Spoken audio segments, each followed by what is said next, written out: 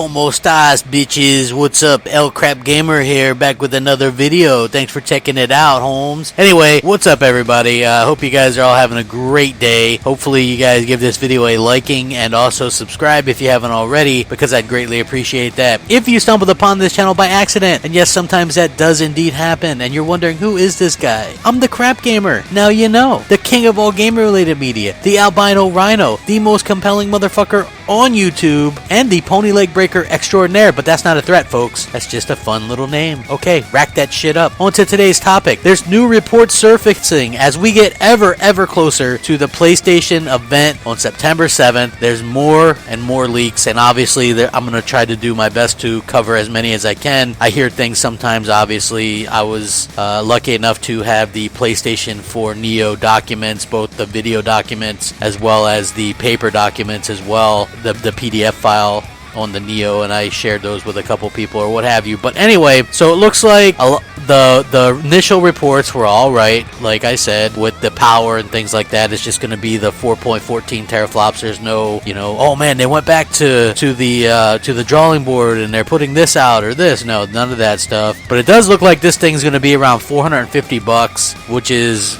$50 more than the original PS4 at launch, which obviously goes to show that they didn't put a lot of extra stuff in here. So it is kind of interesting to see that they didn't go for the extra bump or anything like that. Now, we don't really know, what they're going with. I'm going to assume that they went with the 4K Blu-ray player in this thing, even though the documents don't say that. I just think that it makes the most sense, and then they're going to probably release this thing this year. I also just think that it's interesting seeing some of these leaks come out now, and it's like pretty much validates everything that I've been saying, and again, $450, and you're probably going to have a either $250 to $299 price point on the Slim, which obviously I can't show. I'm not going to even attempt to show any pictures of any of this shit, but just basically somebody mocked it up what this thing supposedly looks like, and it looks like the PS4, and then you put the PS4 Slim on top of that. It's like a triple-decker cake. I don't know. It looks kind of ridiculous, just in my opinion anyway. But hey, like, apparently looks don't matter as far as consoles go these days anyway. But I think that, is this thing really going to be something that a lot of people are interested in? I don't know. I'm sure that a lot of the hardcore will probably trade up to get this thing. For me personally, it doesn't really do anything. I haven't heard anything that's going to really sell me on this thing as far as game-wise. I already have an Xbox One for my multiplats and things like that. So, but this stuff, like the sketch and all this stuff, came from an actual Foxconn employee who sketched out this thing, and basically said that a few of them actually have shared kind of these sketches and things like that. So I do think that that's interesting that so many leaks are happening. I wonder why so many leaks are happening lately.